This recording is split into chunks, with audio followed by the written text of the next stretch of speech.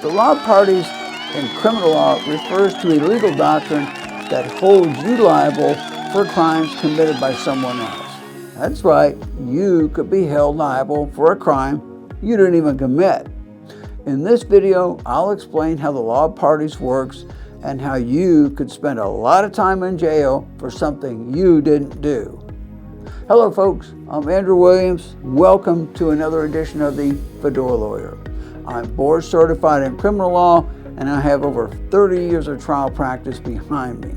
On this channel, I share my years of experience with you to give you a better idea of the law and maybe use it to your benefit. As always, I provide general, practical, legal information, but the law varies from one jurisdiction to another. Therefore, what I tell you here may or may not apply to your particular situation.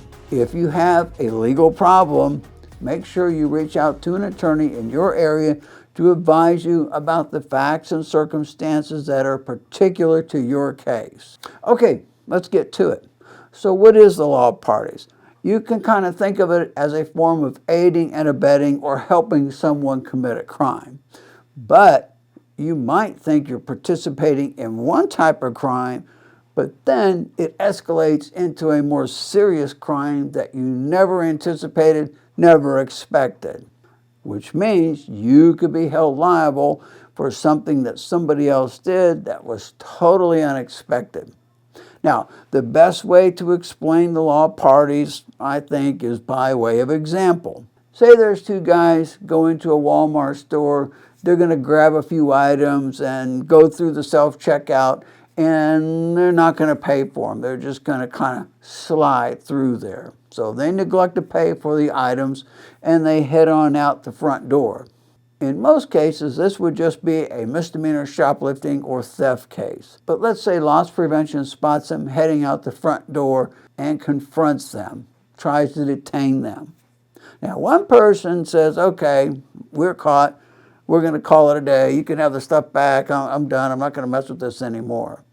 But his friend says otherwise. His friend takes a swing and punches the loss prevention guy in the head, knocks him to the floor, and he falls unconscious. The fellow that punched the loss prevention guy keeps all his stolen stuff, runs out the door, and they both leave in a panic. The guy that took the stuff and the guy that didn't take anything.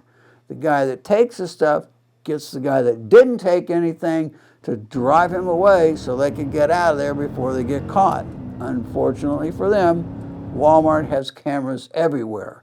And it was a busy time of day, so there's witnesses too. The vehicle is quickly identified, license plates are tracked down, and by the end of the day, they're both arrested for robbery. Even though one person didn't actually rob anybody, didn't hurt anybody, didn't even take anything.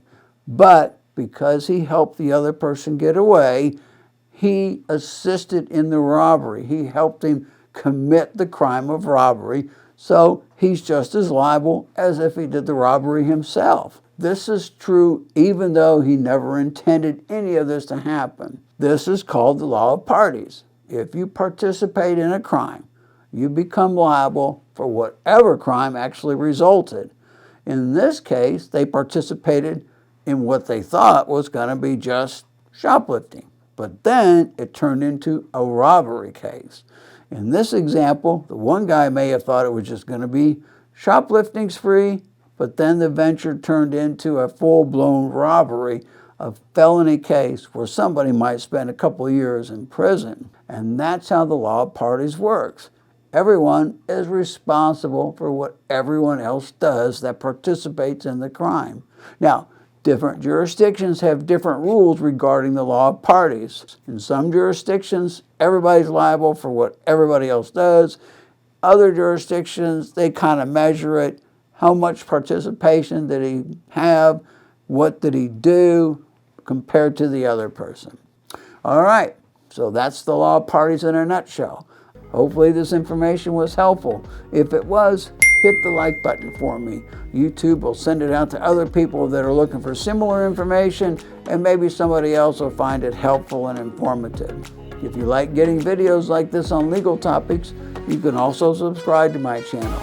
You can also visit my website at fedoralawyer.com for information on other legal topics. For now, this is the Fedora Lawyer signing off.